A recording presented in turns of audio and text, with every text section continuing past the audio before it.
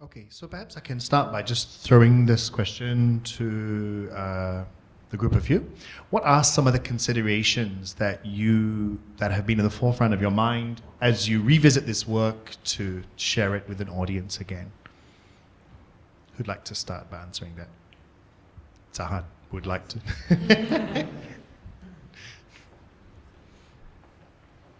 I mean, of course, the main consideration, as I mentioned earlier, is that I wasn't part of the original process, and there's always been, when you do reenactments, where does the authentic or the original lie, or where do they locate themselves? Where is that location, and who has the authority to locate it?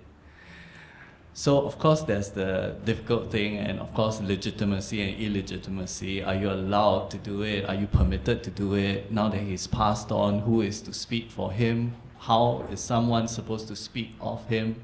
Who should represent him? All these sort of considerations came into play. As per with my archiving of Brother Kane, it's all about, I see the root of my inverted commas authenticity in the research process, really grounded in the research process, really exhausting all possibilities and looking at what materials survive and how to respect and present those materials in a way that is most accessible. I was just having a short conversation with Pat before the talk start, and we talked about representation of data and data visualization. So in actual fact, that is kind of my task as an archivist, presenting the experience again in alternative forms and alternative modes, which respect the spirit of the original play or the original production. Yeah. Very brief. But I can elaborate more if you have further questions, but I should let other people speak.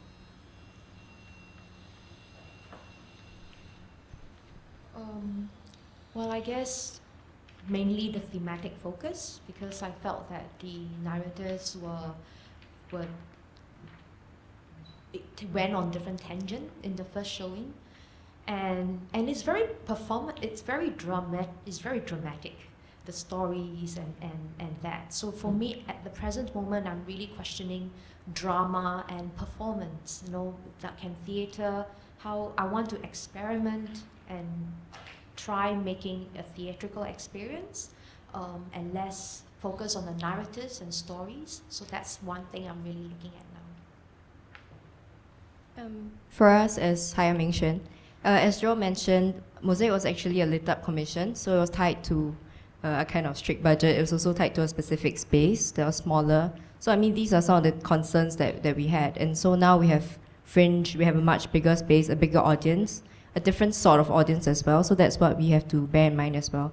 So the Fringe audience would come to watch will not necessarily be the kind of 20-ish, speak our own lingo kind of people. So that's also something that we're looking into as we do it again. No offense, of course. Yeah. I mean, yeah, so that's part of it. And I think also over the past year, so the lit-up one was last year.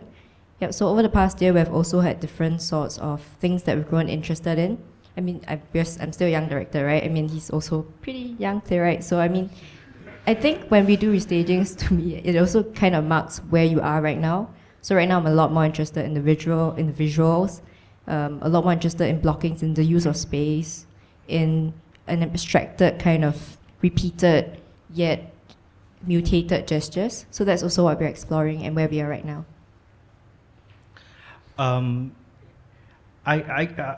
There is the theme of art and loss that got me, looking at our past scripts, and then I thought about Untitled.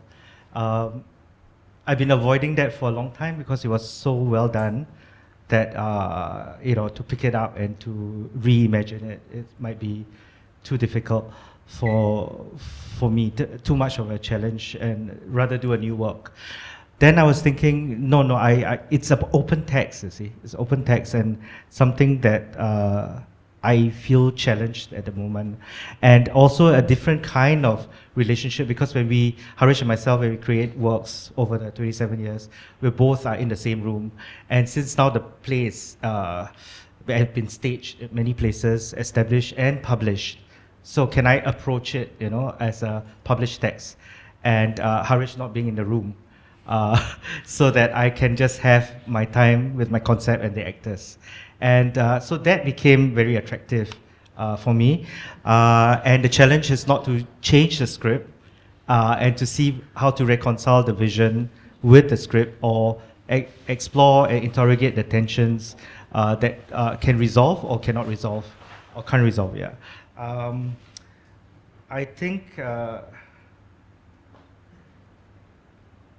also the theme of art and loss made me think about how the two plays objectify loss, and it made me think about how art is responsible for perpetuating the association of loss and pain, and that got me interested.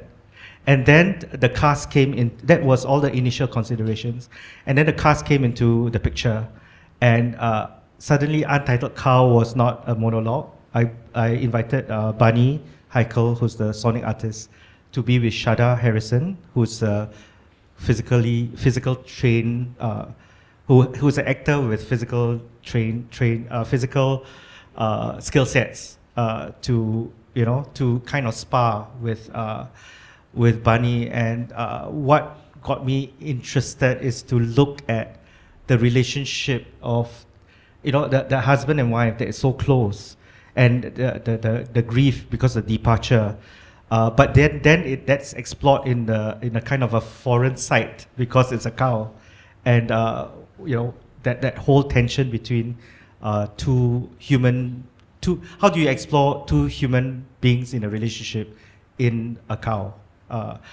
So that whole thing is alien already, so it makes me excited. It kind of excited me on that.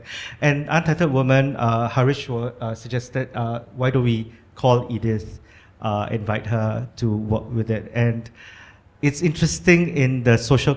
Oh, I'm going too fast. No, it's okay. Why don't we go into that? Okay, because...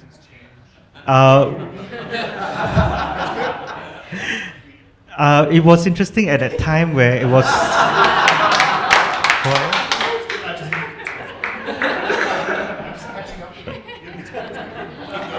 Okay, sorry. It's also the new friends coming from other countries and all that. So when you put people on stage, they are marked, whether you like it or not. A possible reading actually emerges from there. So that was also something interesting. So the considerations change from the initial when I was proposing the two plays, and then as we were working, these possibilities came about. Okay. Would anyone else like to comment on how intentions this next staging will be different, or how your intentions may be changing throughout your process?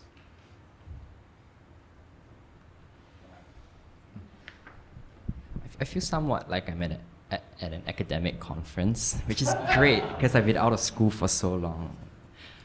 No. The intention always has been kind of parody, I think, but also tenderly look at my generation's relationship with its past. I'd say the one thing that's going to change most explicitly about this is the texture of the play, because in the previous staging, it's a very straightforward looking play that's set in a playground, and in the previous staging we were at the Aliwal Art Centre, which is not one of the most ideal places to do anything, and because of the limitations of the space, I think there was a very literal layer of that play that emerged, right? It was kind of like a relationship story set in a playground. But I think the exciting thing about, as Yingxuan mentioned, the opportunities that are given to us with a bigger space and a bigger budget, we can be a lot more boldly experimental with the design and the kind of like metaphorical qualities in the play that we're hoping to tease out a little bit more. So the texture of the play is very different. I think in our discussions, we found that the play actually has a kind of weird, absurdist heart, despite the fact that it looks and feels very naturalistic. So we're kind of teasing out the blurred lines between those two modalities, to use an academic sounding word. No, I'm not being bitchy, I hope you say, yeah. Okay. What about Zihan or Pat? So shifts in intention, I guess the most, how do I put this? The most important thing for this production is that time has passed. I think when it was first staged, it was very emotionally raw. And because of the intensity of the emotions and having Paddy on stage, there were certain things that were overlooked. Certain things that perhaps with this revisitation can be emphasized and recognized for how groundbreaking the play was. Like most people forget about the IRC bit. Most people forget about the multimedia that was playing in the background that was quite groundbreaking because it didn't complement what was going on in Paddy's monologue. It was deliberately designed in a way to juxtapose or go against. There were MRT signages, there were pictures of old Singapore. You know, it's very radical in the fact that most multimedia, even today, serves as wallpaper. You know, but during that time, in 1999, the multimedia actually was discordant with what was actually being spoken and what was going on stage. So hopefully with this revisitation, because emotions have come a little bit, not much, you know, I still get emotionally raw like we did the other day. Whenever we have to inhabit Paddy's presence or play and his words. But at least now we can take stock and reflect on what has happened over the past 15 years and perhaps focus on certain aspects when we distance ourselves that will give us some perspective of how important this particular play was. Yeah, so I see my role and my intention in the beginning was to really just present the play and be very true to Paddy's presence, and the conundrum was always how do I represent the liveness through documentation. But as the process went on, and last week we worked 1 week in this beautiful space, and we were allowed to experiment and really, you know, experience the documentation, it became very clear that it's not so much about representing his liveness, but perhaps, you know, because his emotional quality and his presence survives. And it's still really strong, as you can see from the clip. So perhaps my role is to provide a distance, be it a distancing device or a kind of structure to the experience here. For those who have experienced it, they will know. And breaking and providing the distance so that the viewer doesn't get overly drawn into the sentimental aspects of the performance and the play and be able to gauge it more, I guess, from a neutral point of view, in a way.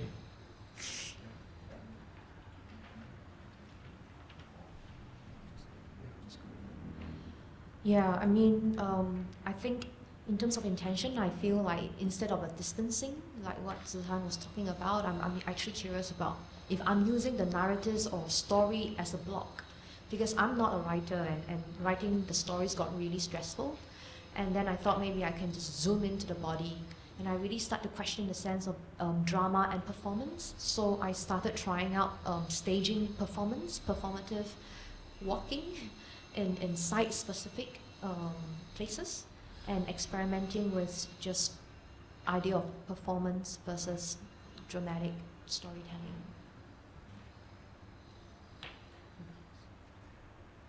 Okay, so I'm gonna I'm gonna try to multitask here. No, I'm not. I'm gonna give up on that. So What dramaturgical considerations have you put in place? Whoever wants to answer this first. And I guess that's a very broad question, but I guess when I ask dramaturgical, we're looking at the development of the work, the crafting of the work, the structuring of the work, the improvement of the work, or the adaptation of the work. What things have we put in place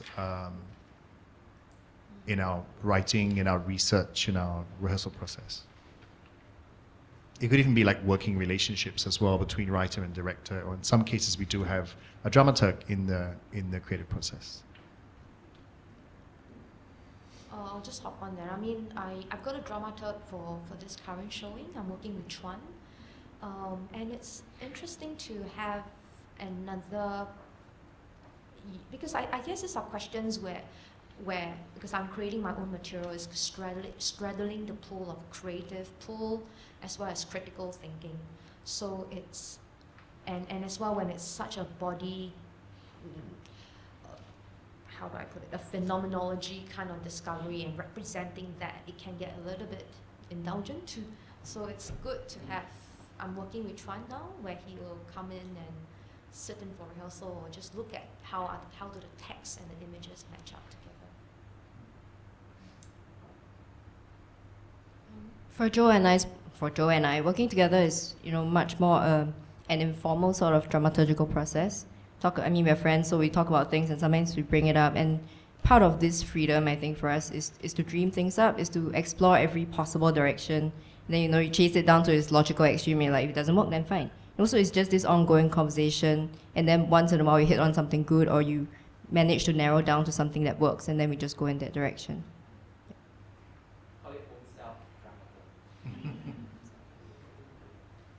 I guess in order to talk about the dramaturgy, I have to go into the structure of the experience a little bit. So maybe I'll touch a little bit on it if there's time. And we can show some documentation from the preview that happened the last few days. So basically, the experience of Complete Without is a multimedia presentation. It's an immersive multimedia presentation of the documentation from Completely Without Character. So this space is the black box. Below, there's the rehearsal room. And it's a promenade piece, so audience is free to roam between these two spaces and choose where they would like to locate themselves during the production itself. In this space, as you can see, it looks radically different from now. But there are basically 3-screen projection. This was from a trial. So we were playing with textures and trying to test out projection in the space. It's a 3-screen representation of the video documentation. So sometimes there were 2 cameras in the documentation taking the same shot. So having them on 2 different screens so you can see it from 2 different perspectives. And perhaps the 3rd screen would be the multimedia that was playing on stage, which is not visible because sometimes these documentations are close-ups of Paddy speaking and you don't see what's behind him. So this is the experience in the space visually. Audio-wise, what you will hear is actually somebody else reading, or I guess reading the transcript of Paddy's text. If you have experienced the documentation just now, perhaps you were reading the subtitles most of the time, because I guess in 1999 what people do is they documenting a play, it's just about planting a camera in the audience, and the audio that is often recorded is off that camera. And with this particular play, it posed the problem because whenever the audience laughs, then you just drown out what Paddy was saying. So that was something that I was struggling with and working with. So in this reimagining of Completely Without Character, the visual in this space is the video documentation, and the audio is somebody reading from downstairs. Downstairs is the control room of sorts. And that person or that reader would vary for different nights of the production. So every single night, ideally, will be a different person enacting and reading and inhabiting those words. So you can imagine it's a deliberate distancing device also, because you know what you're hearing is not Paddy's voice, but you know that it's his words, in a way. Yeah, is it clear? And downstairs is kind of like the nerve center with the archival documents. If you are interested, we've left some of them up on the walls downstairs in the rehearsal room. So if later on you are going on your way to the reception, you can take a look at some of the articles. They are not representative of the entire archive, but a selection of articles, and they're still up if you are interested in reading them. Yeah. So that's the kind of dramaturgical experience. And I guess, you know, I have the privilege of presenting this under Fringe Festival, and of course I have the resource and ability to tap into Alvin and Harish, who are working on the production directly. But it was also a deliberate choice, perhaps, not to consult them too much. Yeah, and I guess they've also kind of allowed me to work independently for this particular production. Yeah. For Untitled Women, I made the deliberate choice of not showing the new cast, the version of the former version, yeah. And then I think in terms of the script, I'm not doing any dramaturgical. I'm taking the script as it is published, so the dramaturgical process would mean the performative vocabulary that we are exploring, and I just needed time with the actors to explore that, because we work in a collaborative way, and for this one it's 2 phases. Normally we have 3 phases, and after we've worked with them, then we make a presentation. Then Harish and my colleagues come to watch. Then the next phase is when Harish and my colleagues came to watch, the designers also came to watch. And now phase 2 is going to begin, and the set designer has designed it already, so based on what he saw of the 2 works. And then now the lighting designer is coming in to look at the phase 2. And the designers I've invited this time, I've told them not to serve the playwright and the director, but to design something that might go against the grain, or might, will give a kind of significant juxtaposition to what, to value add to it, rather than to be subservient to the concept that we have at hand. So I'm waiting to be excited by the set is exciting already. The lights, and then from there, when the lighting designer tells me the design, then I would have to adjust the performative vocabulary again. So that is the dramaturgical process I'm going through with Untitled Women. Maybe we can have a break from our voices for a moment and see if there's anyone at this point that would have a question about what we've discussed so far.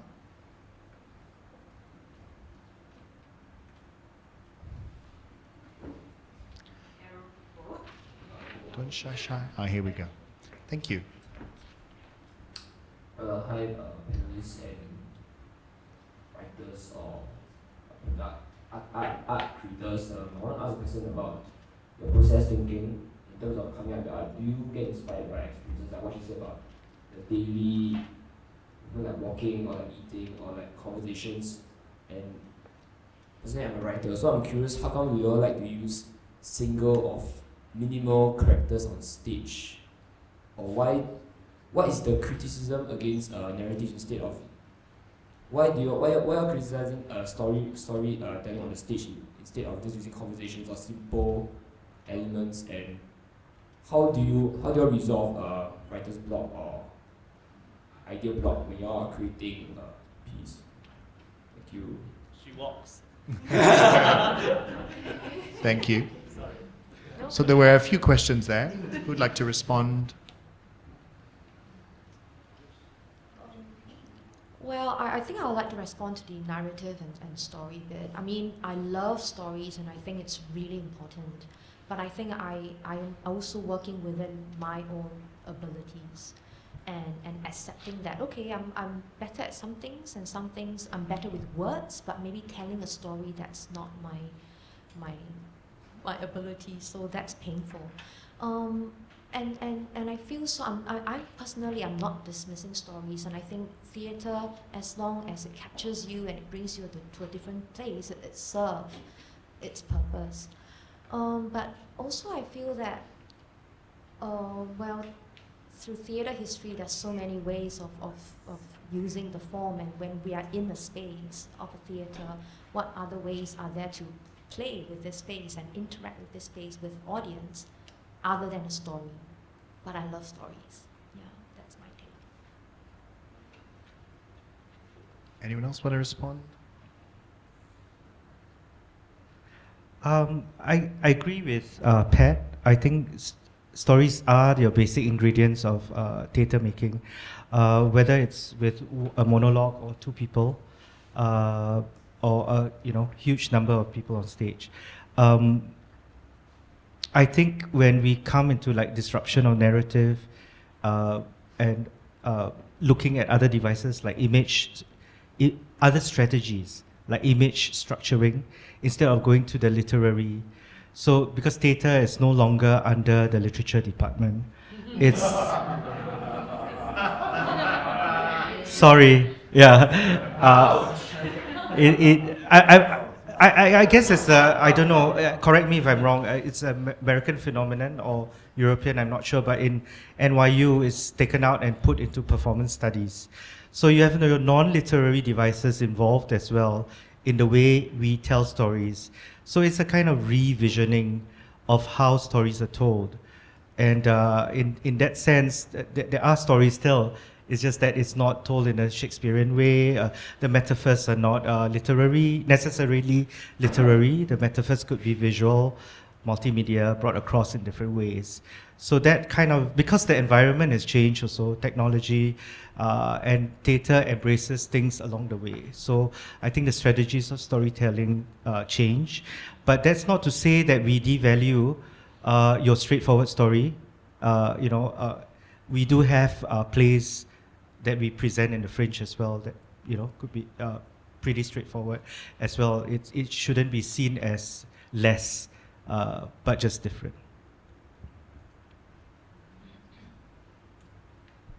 I guess I ought to comment because mine is one of those straightforward plays. Right?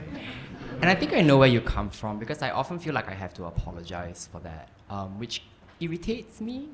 It really irritates me because I do come from a literary place. I mean, that's my background, and I've been told, oh, Joe, your plays are so old-fashioned. It's just about people standing around and talking. I think there's a certain value for that because I also wonder, and this is a question I like to pose to people, I mean, have we really exhausted the possibilities of the literary or even forms like naturalistic dialogue for telling Singapore stories? I don't know yet. So it's a question I ask myself a lot, and I try not to apologize for it so much anymore. Yeah. Could we have some more questions? Did we answer your question? I think we started too. Okay, good. Do you have any more questions at this point? Sorry, can we just have you at the mic, please, just to make sure we hear your beautiful voice? I'm so fascinated hearing about your piece, and I wondered while you were thinking about representing it, whether you thought about doing a more verbatim style piece, having another actor play the character, and if you could talk a little bit more about the choice to have different actors voice the character, and what your reasons were for doing that. I mean, the basic conceptual premise for Without in title too is that it has to, Paddy's presence cannot be replaced, and it shouldn't be replaced. So using what remains, constructing it with that conceptual limitation in mind. So the question of getting someone to act as Paddy was out of the question from the very beginning. As it was not even part of I would not even approach this project if that was the approach that I had to take.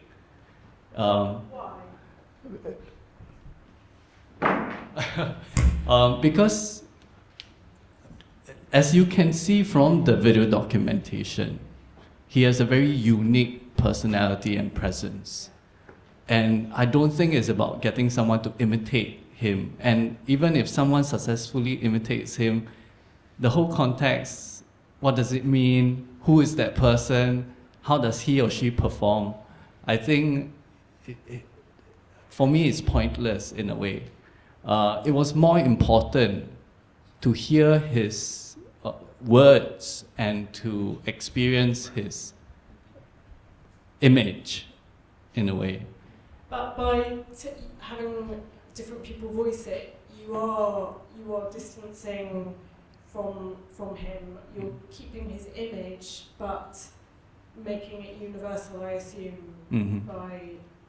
And it was very important for me, it's not a single voice. The initial concept is that it's going to be voiced by one single person consistently for over 4 or 5 nights. But I wanted that to open it up, to expose it to the fact that, you know, anybody can inhabit Paddy, and it shouldn't be one single person. But at the end of the day, we experience his words, and we view and we see his image.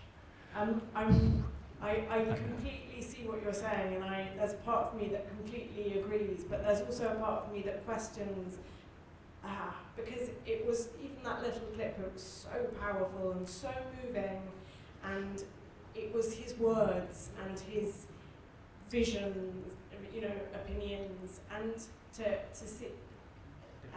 hear many different people speaking those words, I think would be very interesting and very powerful. So I see why, you know, you're doing that by having different voices, but I think a question that came for me was, you know, why not many different people, you know, actors, actresses, or, you know, other, you know, just anyone, you know what I mean? I started thinking in that way. That is a very legitimate question, and it's always a question as in who inhabits him, right? And who inhabits the words.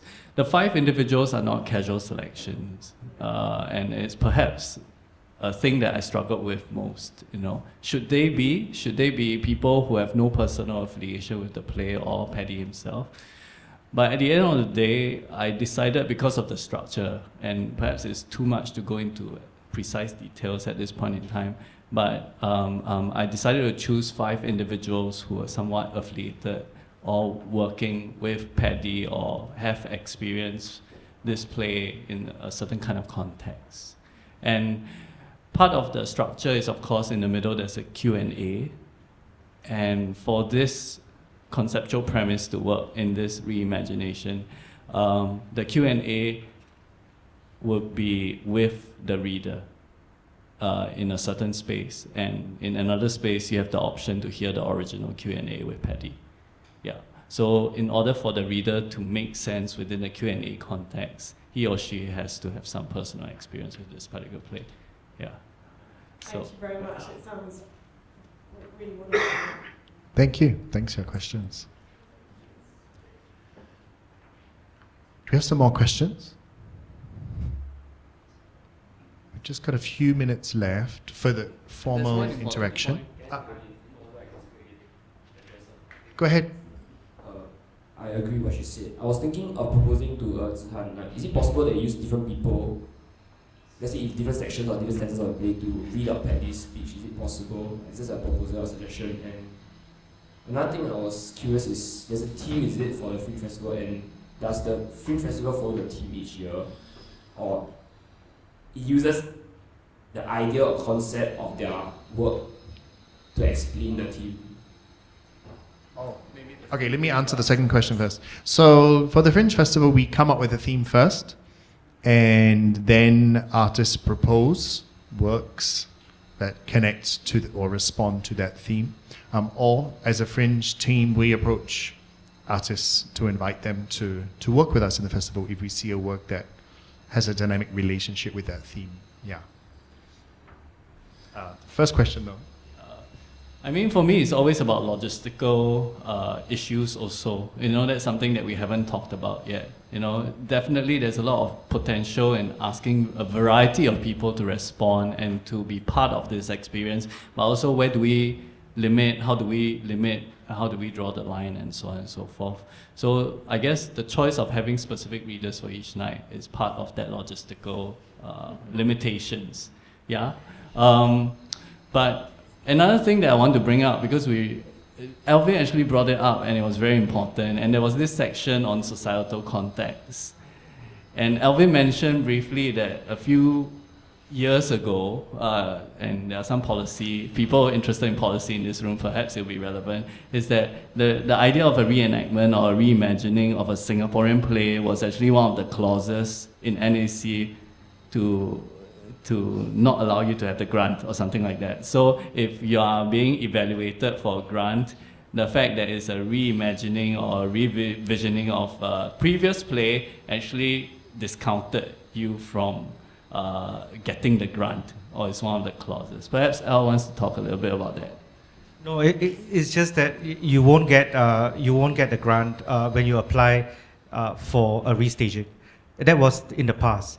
But presently, NAC has changed that policy, and because I think they see the point of restaging and revisiting old works, and it kind of went against the way we work, because our method is to restage and to kind of encourage, because Singapore has a kind of disposable culture. It doesn't work, then throw away, do new one. So I think the whole exercise of having to revisit, for various reasons actually, and also whether you revisit in after 1 year passes or 2 years, or revisit after 10 years has passed, and the whole environment has changed, because next year Singapore 50 Esplanade is presenting 50 of old Singapore works, and I think 5 are fully staged. So there is a change in attitude, which I'm really, really very happy about. Yeah. Okay. Yes, and I must say that, well, actually, I'll start to wrap it now, and we can informally interact later. I'm really excited to have these works in the Fringe. I've been around in Singapore for 21 years, and I always noticed it, that we'd be getting in all these foreign works, which had years, sometimes hundreds of years, sometimes 5 years, 10 years to develop, but we didn't seem to have that belief in our own work here that it deserved to be refined and to continue to be crafted and recrafted and recrafted and redeveloped. So time to time we see restagings and reinterpretations. They're few and far between. So to me, the emergence of Center 42 is very, very exciting. And at this point, I want to thank them for partnering with us for the Fringe. We're very excited because we believe in the importance of looking at craft and looking back at how we have been writing and making work, and also looking into the future, how we might continue to challenge and redevelop that, reimagine that. And I think the fact that, all the Center 42 events I've been to so far, including today, have such a healthy sign-up. It's really exciting. I think there's a greater emergence in that belief in our own culture, our own language, our own semiotics. So, and I really encourage you all to come along and see all of these works, whether or not you've seen them before, and invest in that development. Could I also highlight a couple more events in the Fringe that I'd love for you to consider coming to, apart from just all of them in general. But in the spirit of looking at craft, we have a devising masterclass, which Alvin and Harish will be running. You get to spend 2 days with them and with a couple of the artists that they have worked with a lot to get a sense of their method of creation. And we will also end the Fringe Festival with another talk here called The Presence and Power of the Playwright, where we will kind of examine the role and the participation of the playwright in the creative process. And that's triggered by a range of different works in the Fringe. Thank you. We downstairs and I also want to highlight too that Center 42 has been very particularly supportive also of Zihan's work. It's part of an initiative, an incubation initiative called the Basement Workshop. And that's allowed Zihan to have a bit more time and physical space and mental space to be able to develop this work. So thanks Center 42 for today and for all the partnership for the Fringe. And downstairs, you will be able to see quite a bit of Zihan's research material on the walls. You can have a look, and please do stay to interact with the artists. I know Joel has to scoot off for a post-show talk of his Hate work, post-show The Way We Go. He hates post-show talks. So you won't get to hound him, but the rest of the artists will be here for a while. Please feel free to stay, have a drink, a snack. There's sangria, I believe, alcoholic and non-alcoholic sangria. I know which one I'm interested in.